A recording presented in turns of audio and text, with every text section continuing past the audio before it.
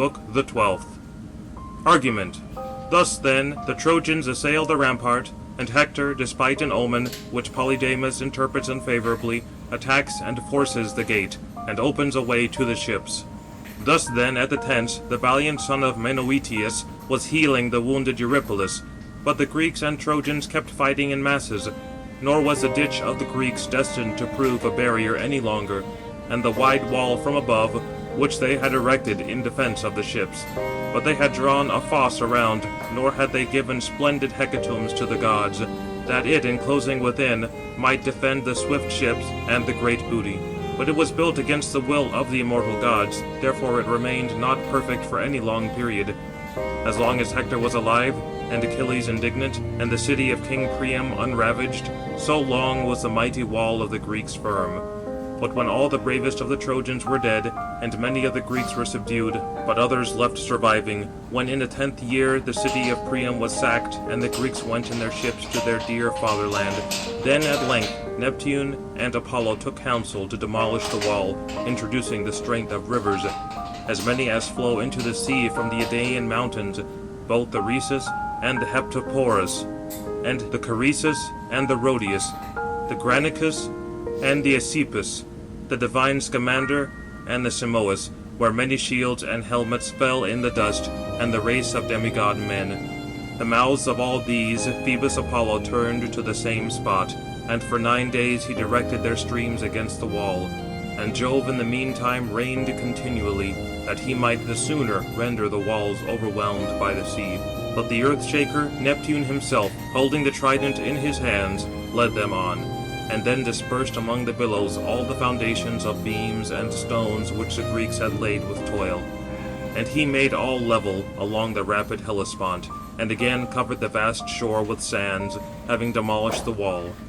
But then he turned the rivers to go back into their own channels, in which they had formerly poured their sweet-flowing water. Thus were Neptune and Apollo about to act hereafter. But then the battle and clamour burned around the well-built wall, and the stricken joists of the towers resounded. But the Greeks, subdued by the scourge of Jove, were detained, hemmed in at the hollow ships, dreading Hector, the furious cause of flight. For he fought, as formerly, equal to a whirlwind, and as when a boar or lion is occupied amongst the dogs and huntsmen, looking dreadfully with strength, and they, drawing themselves up in a square form, stand against him, and hurl frequent javelins from their hands. But never is his noble heart alarmed, nor is he put to flight, but his courage proves his death. And frequently he turns round, trying the ranks of men, and wheresoever he has directed his attack, there the ranks of men give way. So Hector, going through the crowd, rolled along, inciting his companions to cross the trench. Nor did the swift-footed horses dare it, but they loudly neighed, standing upon the precipitous brink. For the wide ditch affrighted them, nor was it easy to leap across by standing near or to pass it, for overhanging brinks stood round it on both sides, and beneath it was fortified with sharp palisades, which the sons of the Greeks had fixed, close-set and large, as a defence against hostile men. There a horse, drawing a swift rolling chariot, could not readily enter, but the infantry eagerly desired it, if they could accomplish it. Then indeed Polydamas, standing near, addressed daring Hector, "Hector, and ye other leaders of the Trojans and allies, unwisely do we drive our fleet steeds through the trench, which is very difficult to pass, since sharp palisades stand in it, and near them is the wall of the Greeks. Wherefore it is by no means possible for the cavalry to descend or to fight, for it is a narrow place, where I think they would be wounded. For if indeed lofty thundering Jove, designing evil, destroys the Greeks, but wishes to assist the Trojans, certainly I would wish this to take place even immediately, that the Greeks perish here inglorious, away from Argos. If indeed they rally, and a repulse from the ships take place, and we be entangled in the dug trench, I do not suppose that then even a messenger will return back to the city from the Greeks. But come, let us all be persuaded as I shall advise. Let the servants keep our horses at the trench, and let us, all on foot, clad in armour, follow Hector in a close body. But the Greeks will not withstand us, if indeed the end of destruction hang over them." Thus spake Polydamas. But the safe counsel pleased Hector, and immediately he leaped with his armour from his chariot on the ground. Nor did the other Trojans assemble on horseback, but dismounting, they rushed on, when they beheld noble Hector. Then each commanded his own charioteer to rein his steeds in good order there at the trench, and they, separating, drawing themselves up, and being arranged in 5 columns, followed along with their leaders. Some then went with Hector and illustrious Polydamas, who were most numerous and brave, and who were most resolutely desirous, having broken down the wall, to fight at the hollow ships. And Cebriones followed as a third, for Hector left another inferior to Cebriones with his chariot. Others Paris commanded, and Alcathous and Agenor. The third band, Helenus and godlike Deiphobus, 2 sons of Priam. But the third commander was the hero Asius, son of Hyrtacus, whom fiery, tall steeds brought from Arisba, from the river Selleis. But the fourth, Aeneas, the brave son of Anchises, led. Along with him were the 2 sons of Antenor, Archilochus and Acamas, well skilled in every kind of fight.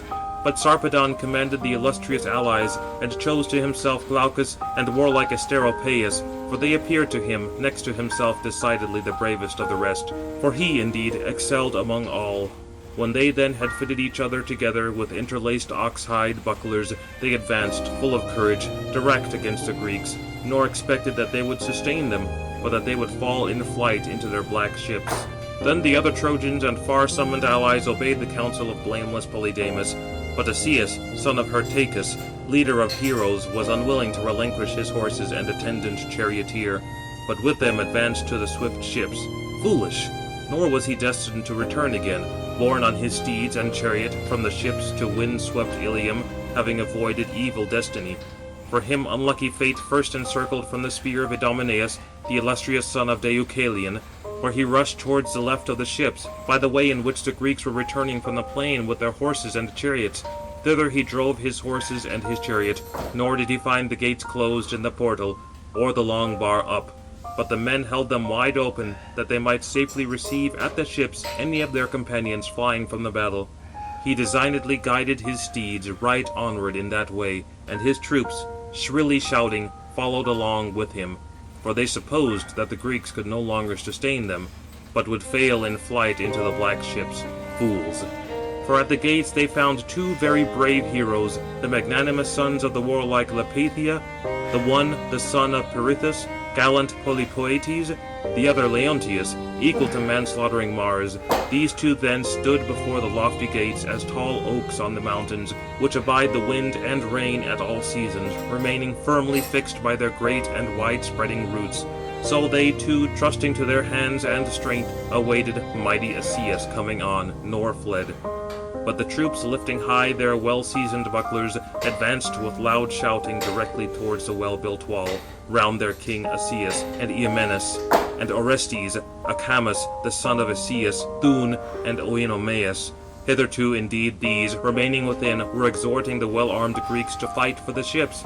But when they perceived the Trojans rushing against the wall, and confusion and flight of the Greeks arose, both darting out, fought before the gates, like unto wild boars, which await the approaching tumult of men and dogs in the mountains, and, advancing obliquely to the attack, break down the wood around them, cutting it to the root, and a gnashing of teeth arises from beneath, till someone, having taken aim, deprived them of life. So resounded the shining brass upon their breasts, smitten in front, for very valiantly they fought, trusting to the troops above, and to their own valour. But they hurled stones down from the well-built towers, defending themselves, their tents, and their swift voyaging ships. And as snowflakes fall upon the earth, which the violent wind, having disturbed the shady clouds, pours down thick upon the fertile soil, thus poured the weapons from the hands as well of the Greeks as of the Trojans, and the helmets and bossy shields, smitten with large stones, sounded drilly around.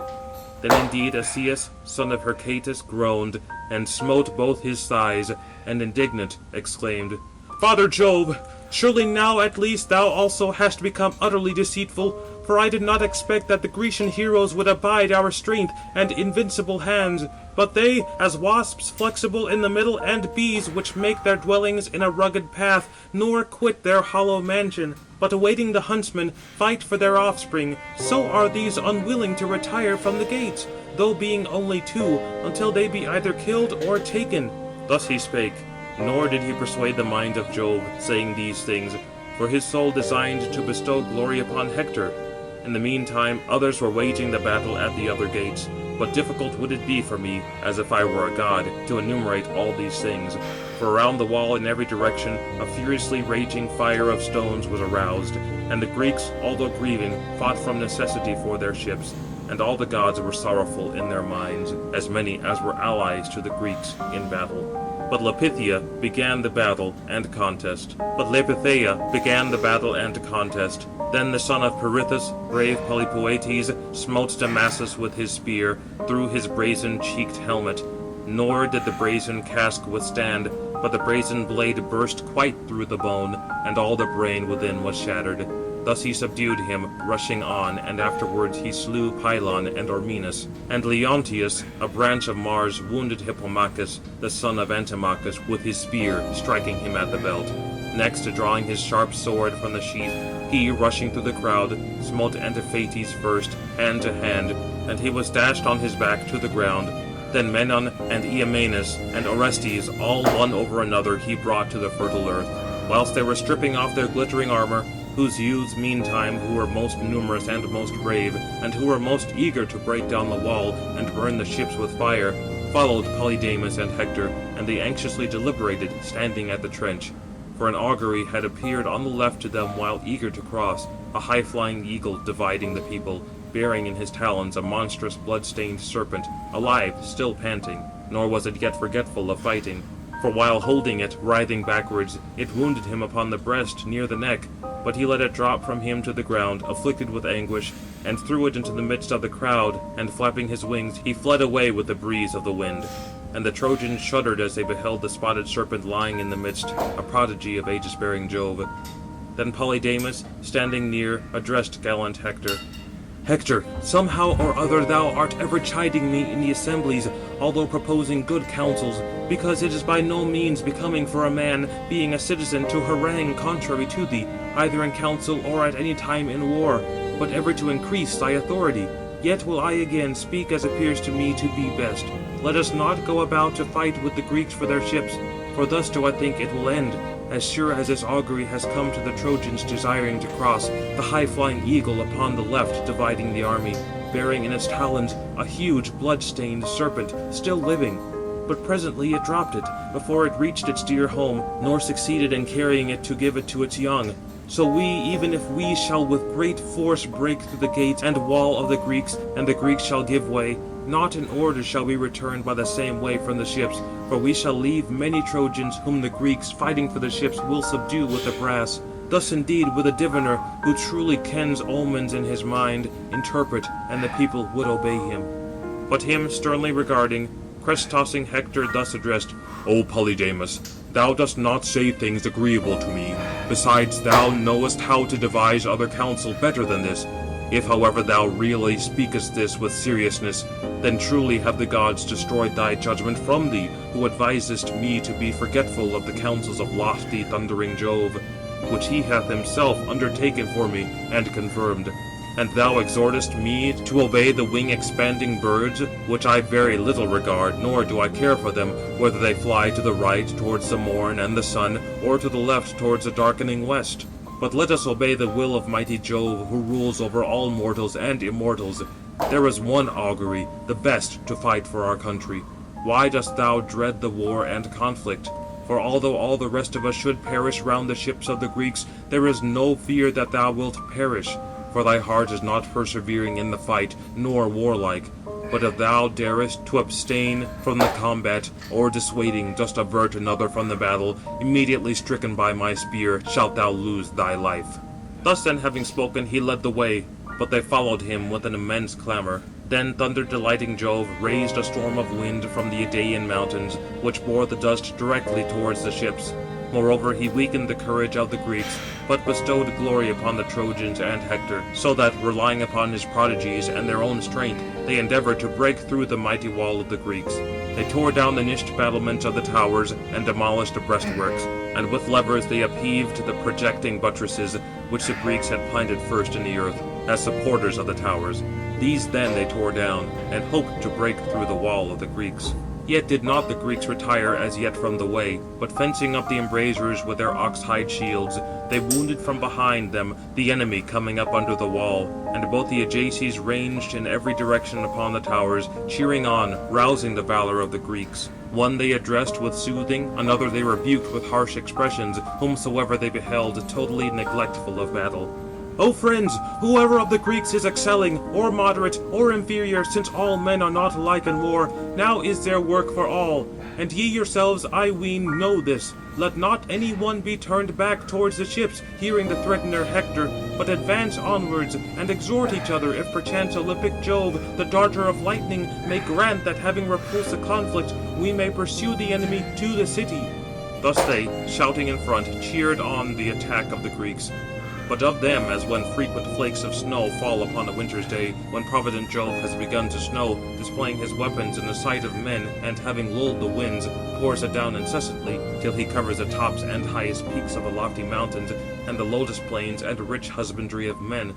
And likewise it is poured out upon the havens and shores of the hoary sea, but the approaching waves restrains its progress, whilst all other things are covered beneath it. When the shower of Jove comes down heavily, so flew the frequent stones from those hurling on both sides, some indeed towards the Trojans, and others from the Trojans towards the Greeks. And along the whole wall a tumult arose. Yet never would the Trojans and illustrious Hector have burst open the gates of the wall, and the long bolt, had not provident Jove urged on his son Sarpedon against the Greeks, like a lion against crooked-horned oxen. But he immediately held before him his shield, equal on all sides, beautiful, brazen, plated, which the brazier indeed had plated over, and underneath had sewed together thick bulls' hides, with successive golden wires round its orb. He then, holding this before him, advanced, brandishing 2 spears, like a lion reared in the mountains, which hath been long in want of flesh, and whose valiant mind impels him to go even to the well-fenced fold, about to make an attempt upon the sheep. And although he there finds the shepherds keeping watch about their flocks with dogs and spears, still he cannot bear to be driven away, without having made trial of the fold. But springing in, he either carries one off, or is himself wounded among the first by a javelin from a quick hand. Thus then did his mind impel godlike Sarpedon to attack the wall, and to burst through the barriers, and instantly he addressed Glaucus, son of Hippolochus. Glaucus, why are we especially honored in Lycia, both with the first seat and banquet, and with full goblets, and why do all look to us as to gods? Why do we also possess a great and beautiful enclosure of the vine-bearing and corn-bearing land on the banks of Xanthus? Now therefore it behooves us, advancing among the foremost Lycians, to stand firm, and to bear the brunt of the raging fight, so that some one of the closely armed Lycians may say, by no means inglorious do our kings govern Lycia, and eat the fat sheep, and drink the choice sweet wine, but their valor likewise is excelling, because they fight among the foremost Lycians. O dear friend, if indeed by escaping from this war we were destined to be ever free from old age, and immortal, neither would I combat myself in the van, nor send thee into the glorious battle. But now, for of a truth 10,000 fates of death press upon us, which it is not possible for a mortal to escape, or avoid. Let us on, either we shall give glory to someone, or someone to us. Thus he spake, nor did Glaucus turn aside or disobey, but both advanced straight forward, leading a numerous band of Lycians. But Menestheus, the son of Peteus, beholding them, shuddered, for they were advancing towards his company, bearing destruction. He looked round along the line of the Greeks, if he might see any of the leaders who could ward off the fight from his companions, and perceived the 2 Ajaces, insatiable of war, standing, and Teucer, lately come from his tent, near at hand. Yet was it not possible for him to be heard when shouting, so great was the din, and the crash of stricken shields, and of horsehair-crested helmets, and of the gates reached to heaven, for they had assailed all, and they, standing beside them, endeavoured to enter, bursting them open by force. But immediately he dispatched the herald Theutes to Ajax. Go, noble Theutes, running, call Ajax, rather indeed both, for this would be by far the best of all, since in a short while heavy destruction will arise here, for so vigorously do the leaders of the Lycians press on, who even before were impetuous in the sharp contest. If however labour and contest have arisen to them here, at least let brave Telamonian Ajax come, and with him let Teucer follow, well skilled in archery. Thus he spoke, nor did the herald, having heard him, disobey, but he hastened to run along the wall of the brazen-mailed Greeks, and proceeding, he stood beside the Ajaces and immediately addressed them. Ye Ages, leaders of the brazen-mailed Greeks, the beloved son of Jove nourished Peteus adjures you to come thither, that ye may participate in his toil, though for a short time, both indeed in preference, for this would be by far the best of all things, since soon will heavy destruction arise there. For so vigorously do the leaders of the Lycians press on, who even before were impetuous in the sharp contest. But if here also war and contest have arisen, at least let brave Telamonian Ajax come alone, and with him let Teucer follow, well skilled in archery. Thus he spake, nor did mighty Telamonian Ajax disobey. Instantly he addressed to the son of Oileus winged words. Ajax, do thou and gallant Lycomedes standing here incite the Greeks to fight bravely, whilst I go thither, and oppose the battle. But I will return again instantly, after I shall have assisted them. Thus then having spoken, Telamonian Ajax departed, and with him went Teucer his brother, sprung from the same father, and Pandion along with them carried the bent bow of Teucer. As soon as they reached the tower of magnanimous Menecius, going within the wall, for they came to their friends, being hard pressed, and the brave leaders and chiefs of the Lycians were mounting upon the breastworks like unto a dark whirlwind, but they engaged to fight in opposition, and a clamour arose. Telamonian Ajax first slew a man, the companion of Sarpedon, magnanimous Epicles, striking him with a rugged stone, which, mighty in size, lay highest up against a pinnacle within the wall. Not easily would a man support it with both hands, such as mortals now are, not although being very youthful. But he, raising it aloft, hurled it, and burst the four-coned helmet, and along with it crushed all the bones of the skull. But he, like unto a diver, fell from the lofty tower, and life deserted his bones. Teucer likewise with a shaft wounded Glaucus, the brave son of Hippolochus, as he was rushing on against a lofty wall in a part where he perceived his arm naked, and made him cease from combat. But he sprang back from the wall, concealing himself, that none of the Greeks might perceive him wounded, and insult him with words. Then grief came upon Sarpedon on account of Glaucus departing, as soon as he observed it, though he nevertheless was not neglectful of the contest. But he, taking aim, wounded Alcmaeon, son of Thestor, with his spear, and extracted the spear. But he, following the weapon, fell prone, and his armour, variously decked with brass, resounded upon him. Sarpedon then seizing the buttress with his sturdy hands, pulled, and it all followed entirely, but the wall was stripped away from above, and he formed a way for many. Then Ajax and Teucer aiming at him together, the one smote him with an arrow in the splendid belt of his mortal girding shield around his breast.